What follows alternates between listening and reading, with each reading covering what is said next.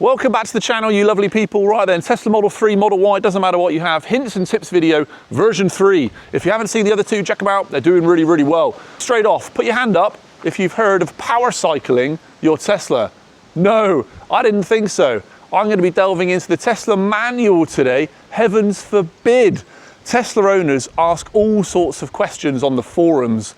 If only they went into the manual. The answers are all there. Let's start off with power cycling your Tesla. Let's go. The owner's manual. Restarting your touchscreen is the first step. Hopefully every Tesla owner has tried this by now, and if not, then give it a go. Follow these instructions. If the touchscreen is unresponsive or demonstrates unusual behavior, put it into park, hold down both scroll wheels for a couple of seconds. Tesla logo appears. Wait around 30 seconds, the screen will restart, and hopefully all those problems have gone away. But if the touchscreen is still unresponsive or demonstrating unusual behavior, then see power cycling your Tesla. Now then, power cycling. So this is a lot more serious. You shouldn't really just do this all the time, but for science, I'm going to demonstrate this today. I've never done it before. Unusual behavior or nondescript alerts. This is if the Model 3 rather than just the touchscreen. If the touchscreen is unresponsive or demonstrates unusual behavior, reboot it first before you power cycle the vehicle. So shifted into park, we are on the touchscreen. I will go to control, safety and power off. Wait for 2 minutes without interacting, so don't do anything. Don't open the doors, don't touch the brake pedal, don't touch the screen. After 2 minutes, and we'll time it here, see how long it exactly takes, press the brake pedal or open the door to, see that? Wake the vehicle up. Let's have a go. So controls, safety, power off. So controls, safety, come all the way down the bottom. There is a lonely little power off button that almost doesn't have any other warnings attached to it. Power off. Are you sure you want to power off the vehicle? Place foot on the brake to turn the power back on. Obviously the other one said you could also open the door. Right, I'm going to push start as soon as we push power off. The windows are currently down. Let's see what happens. So everything, the screen immediately went black. I can't hear anything. The air conditioning was already off and we're on 10 seconds. Right, I'm going to fast forward 2 minutes and I will come back to you guys if anything happens in the meantime. A few moments later. Welcome back, guys. The car has not made a single noise, and as you can see on my stopwatch, that is now 2 minutes. I'm going to push the brake as it said and let's see what happens. So the car's come back on, a couple of noises. Obviously I don't have my seatbelt on. The same music track from YouTube Music has still come up. The sat-nav looks good. It knows exactly where I am. So if there were any major faults, then hopefully that will clear them. Hands up if you like using basic autopilot or enhanced autopilot, but then of course it gets a little bit frustrating if it's constantly saying apply a slight turning force. Well, I think I've found something. Watch this. It went away and I did not apply a slight turning force. Volume down, speed up.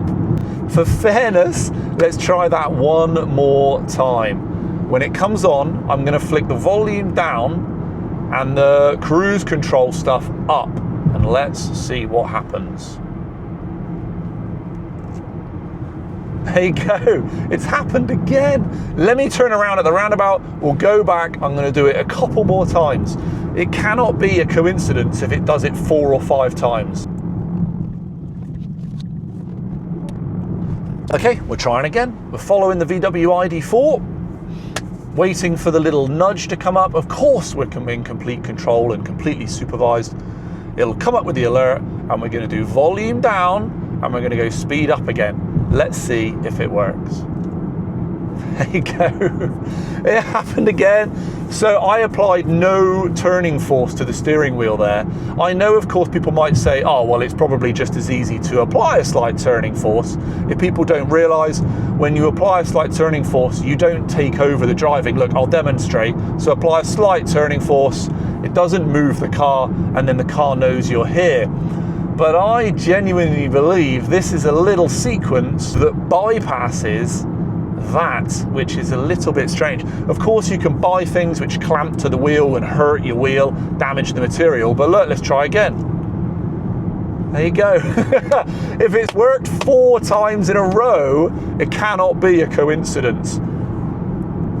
What'd you say about that, Tesla?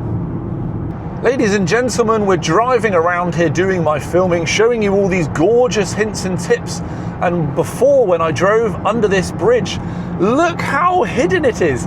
You can't even see them yet. You still can't see them. You still can't see them. What is that?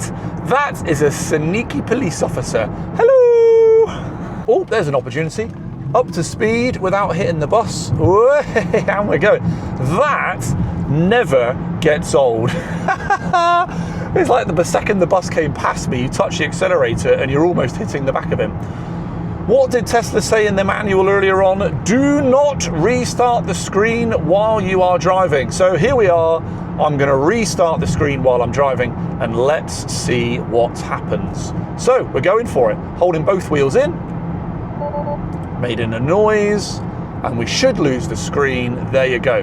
The screen is now restarting. We've had an extra audible alarm. We should have a couple of Tesla logos come up one after the other. So why might you do this? Of course, in the ideal world, you pull over and do this. But if there was no way of pulling over and the screen was really messing around, let's just see if you can actually do it, and hopefully it comes back absolutely fine with no problems at all, to prove that you can actually do it in extremis if you really, really need to. So I can feel that my ventilated seat, I think, has turned off. However, I can definitely feel really cold air still coming through. So the air conditioning system is still working. And we're back already. So that looks really good. I've had no alarms. I might just be in an area where there's no reception. Yeah, because of the sat-nav is struggling. The sat-nav's back now as well. So if I was to put a destination, it's struggling a little bit, but that could be the location. Yeah, it looks absolutely fine.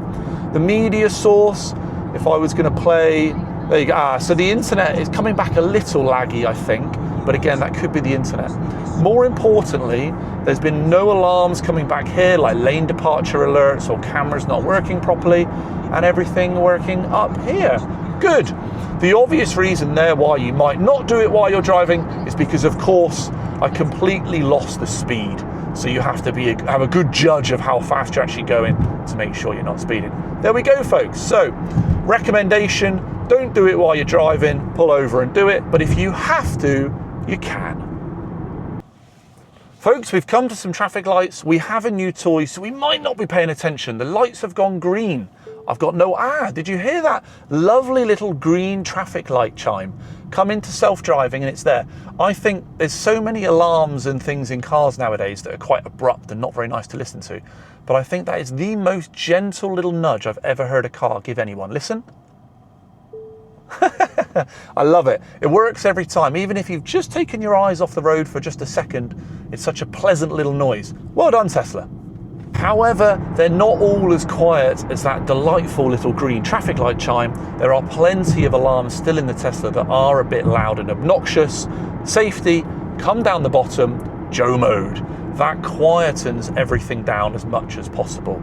You will thank me later. Turn that on. How are you going to protect your pride and joy? Well, with by far the best camera system attached to any car anywhere in the world. Sentry Mode. Amazing. To the control unit, into safety, here is Sentry. There are some hints and tips still for it. It does use quite a lot of battery per day, maybe between 5 and 15%, depending on your battery health. So if you have a safe place, then make sure it is off. Moving down the screen, have camera-based detection on. It will detect more stuff, but it detects it a bit further away, about 20 to 30 centimeters, and people don't have to touch the car. Sentry Mode clip length. 10 minutes, put it on the max, because when you're driving, have on honk, and you want to record some footage, it'll record the last 10 minutes to the USB in the glove box. And then of course it will fill your USB up quicker, but then you can always just delete everything if you don't need it anymore. So as good as Sentry is, do manage the battery usage, because if you just leave it on all the time, that's where your battery's going. Once you get your head around the center console, things are really, really simple, but people might prefer to use the voice commands. I've never known a car to have such a good voice recognition system as the Tesla. Even my sexy Cornish tones it picks up really, really easily. There are so many obvious ones. I'm not going to go through those today, turning on windscreen wipers and lights and things like that. But there are a few kind of Easter egg ones that are a little bit more fun. You're getting home. You want to open the charger ports. open butthole. And you can see there the charger port opens and it even puts it on the charging screen ready for plugging in. Close butthole. And it has closed it. Good old Elon and those engineers at Tesla. Another one. My balls are cold. There's your heated seat. Just to sort out my balls. Very, very good. And to save you being tempted to go anywhere near your phone while driving, you can also use Google to search for absolutely anything. Search Google for the latest football scores. There we go. And the US smashing Paraguay last night in the World Cup 4-1. A good one to stop you from even being tempted for reaching for your phone. After 2 years of ownership, I started to notice the very first kind of little niggle or something that wasn't operating as it was when I got the car. My passenger wing mirror. When you put the car into reverse, the glass will smoothly go down so that then the wife, who promises me she hasn't hit any curbs with the alloys, can see where the alloys are compared to where the curbs are. But in my situation, like if I put it back into park, they'll go up nice and smoothly. They weren't, they were quite jerky, and I'm sure this must be happening to other people. So back to the screen, controls, service down the bottom, scroll all the way down, and you get a driver's seat, steering, and mirror calibration.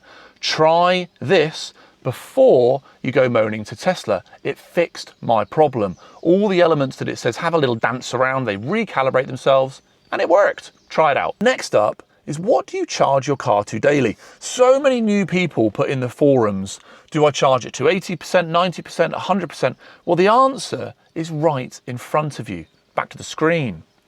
So, controls, charging. This green bar, if you have a daily section, that is the daily section up to 80%.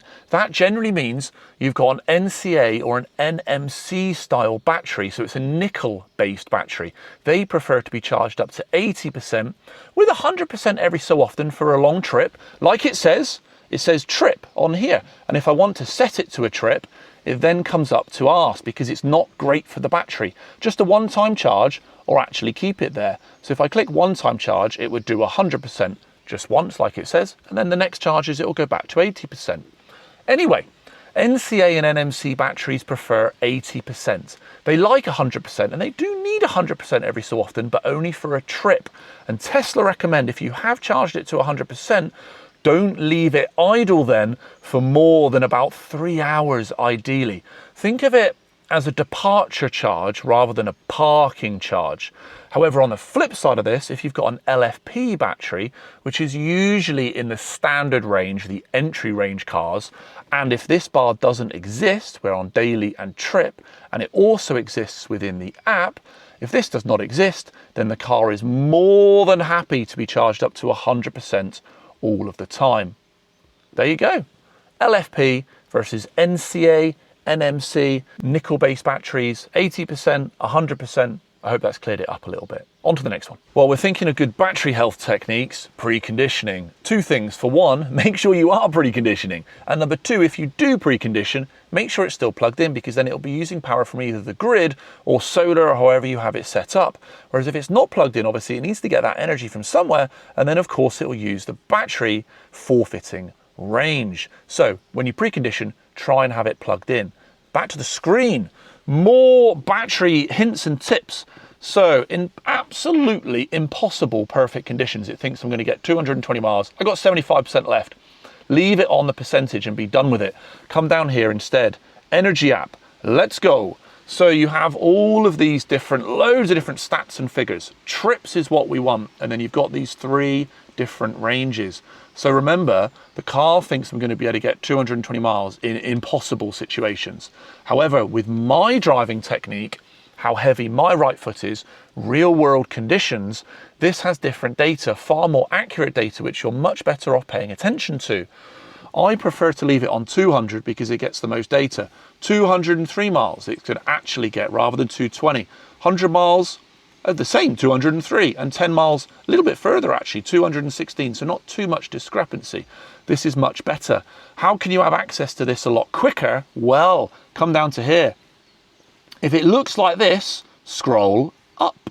There we go. And you get your fancy little orange and green line. As well as lots of efficiency things, you now have on your screen the actual range of what the car thinks you're going to get, rather than just this guess effectively.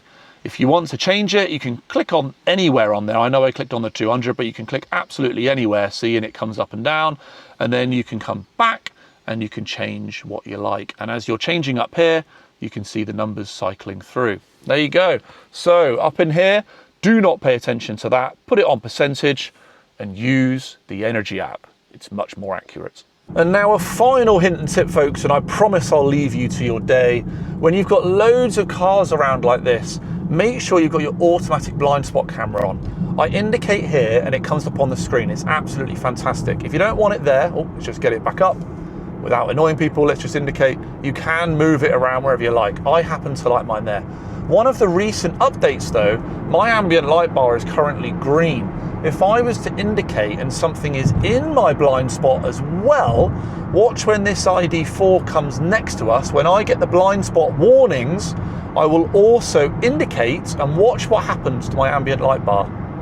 See, it's gone red to try and draw my attention as well as having the red on the display here. So they're really trying to draw your attention.